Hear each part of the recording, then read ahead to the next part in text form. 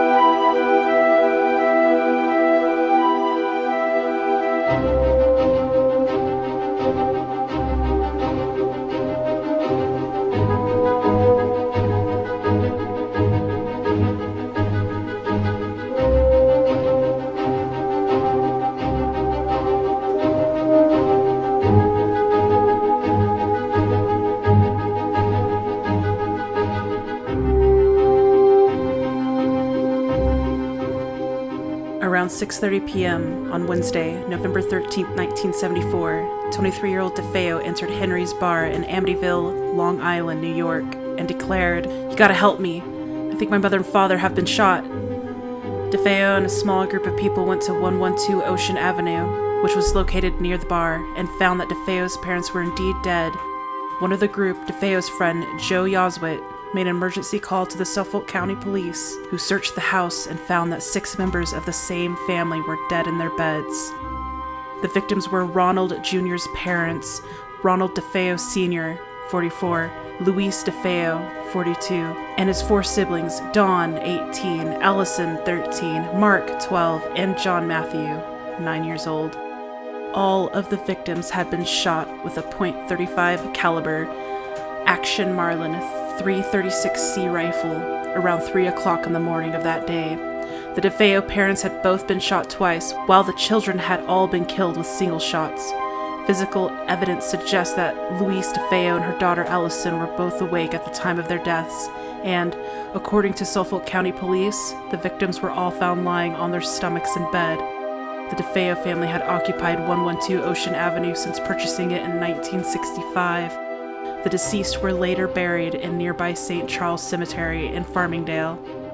DeFeo, also known as Butch, was the eldest son of the family. He was taken to the local police station for his own protection after suggesting to police officers at the scene of the crime that the killings had been carried out by mob hitman Louis Fellini. However, an interview at the station soon exposed serious inconsistencies in his version of events. The following day, he confessed to carrying out the killings himself, and Fellini, the alleged hitman, had an alibi proving he was out of state at the time of the killings. DeFeo told detectives, "Once I started, I just couldn't stop. It went so fast." He admitted that he had taken a bath and redressed, and detailed where he had discarded crucial evidence such as blood-stained clothes and the Merlin rifle and cartridges before arriving to work as usual. DeFeo's trial began on October 14, 1975. He and his defense lawyer William Weber mounted an affirmative defense of insanity, with DeFeo claiming that the voices in the house had told him to do it. He also claimed he killed his family because he heard their voices plotting against him. The insanity plea was supported by the psychiatrist for the defense, Dr. Daniel Schwartz. The psychiatrist for the prosecution, Dr. Harold Zolan, maintained that although DeFeo was an abuser of heroin and LSD, he had antisocial personality disorder and was aware of his actions at the time of the crime.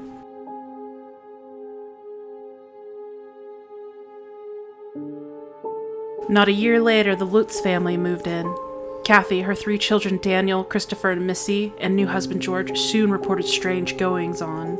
Kathy said she levitated, saw glowing red eyes, and began having nightmares about the murder. George would be woken by strange noises at 3:15 a.m., the time of the murder, while Danny's youngest sister Missy acquired a strange imaginary friend.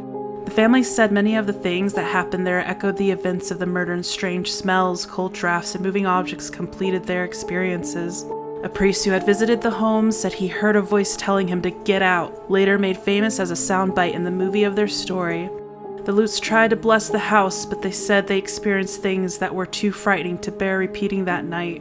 They later said that they believed DeFeo could have been possessed by the evil lurking in the property.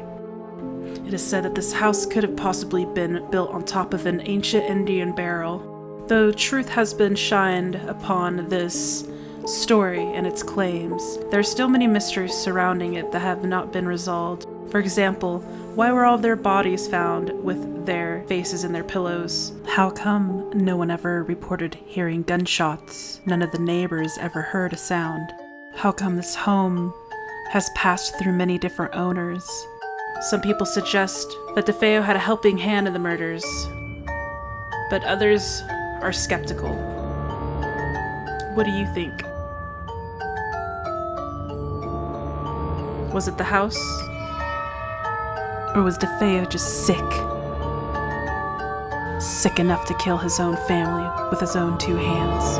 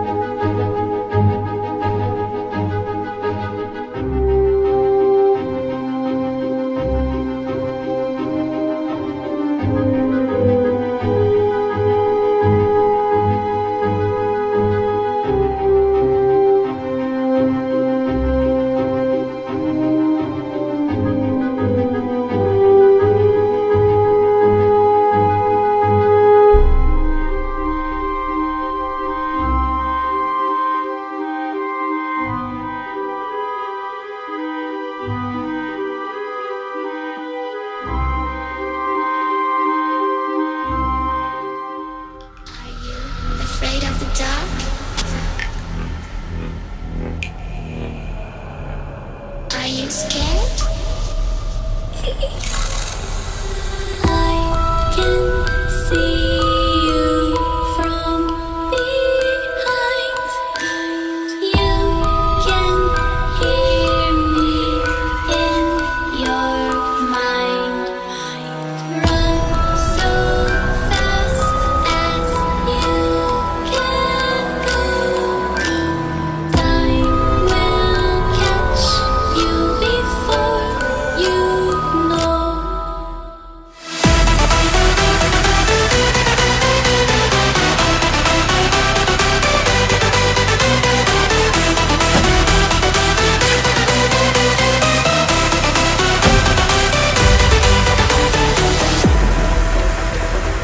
Are you afraid of the dark? Are you scared? You know, I am you.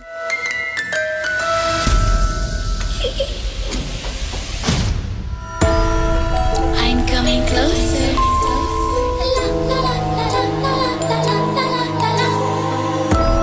I will get you.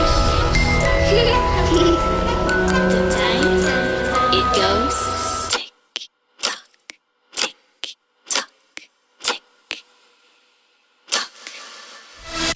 Hey guys, welcome back. I hope you're not too creeped out. I try to make that a little scary. I creeped myself out so bad last night while I was editing that, you guys. It was so bad. I was all alone and I was like, is there anyone watching me? I totally feel like someone's watching me, and I know it was just all in my head because the music really adds to it. That was the Amityville Horror House. It is a real house. It is a real story. That all happened. There are still some unsolved mysteries to it and all that kind of stuff. It gives me the spookies, the heebie-jeebies. That is actually leading into our competition. This is kind of an example of what I'm looking for in the competition. I would love for you guys to find a story. You can either find one on the internet, you can find one, in history like I did. You can make one up. You can get one from your friend or maybe something that actually happened to you guys. Doesn't matter to me. As long as you find a spooky story, extra points if you can spookify me, and then I want your build to reflect that story. So today is September 14th, and I would really like you guys to have your videos released anytime on October 19th, and then I would really love for all the votes to be due October 29th at midnight Central Time. That gives everyone plenty of time to vote. Those are the deadlines. And then I will be announcing the winners the next day on the 30th, that Friday,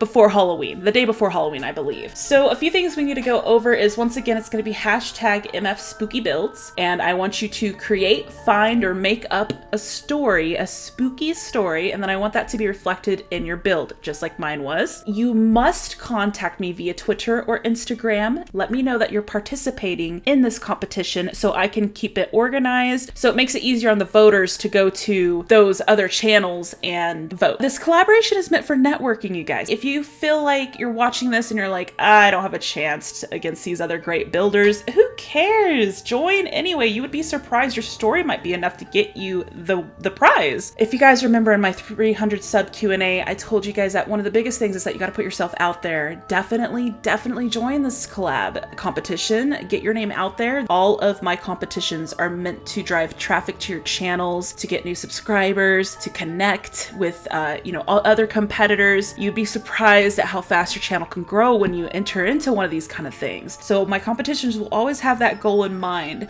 So I want you guys to do your part and try and make yourself proud of your brand. Really put your love into this build, into these competitions, because for one, you could win a fantastic prize, and for two, it's something that you can be proud of. I do have a few rules I want to go over. First rule, no CC. Also, the winners from the last round, which would be Lucy Green, I believe, and Sincerely Sean, you guys are not eligible for this competition's prizes. I was thinking about it, and I think what I want to do is, if you guys win one month, you will not be eligible for the next month, but you will be eligible for the month after that. And that's just to give everyone a chance to win these packs, win the prizes. But please do still enter, please still vote, whatever you guys want to do, please do still participate, because you guys were amazing the last round, and I really appreciate it. If you're just joining the competition to have fun and network and you don't need any of the packs, then you are allowed to gift it to someone else in the competition that you think deserved it. And voters, I will have to respin the wheel if you decline the prize and give it to someone else that voted in the competition. So this is not going to be one of those competitions where you guys can just take the prize and give it to a friend. I really want these prizes to go to people that participated, voted, and put their heart and soul into this. So I think that's only fair. You can upload your video in any form you want, edit it however you want. I just want you to show off the build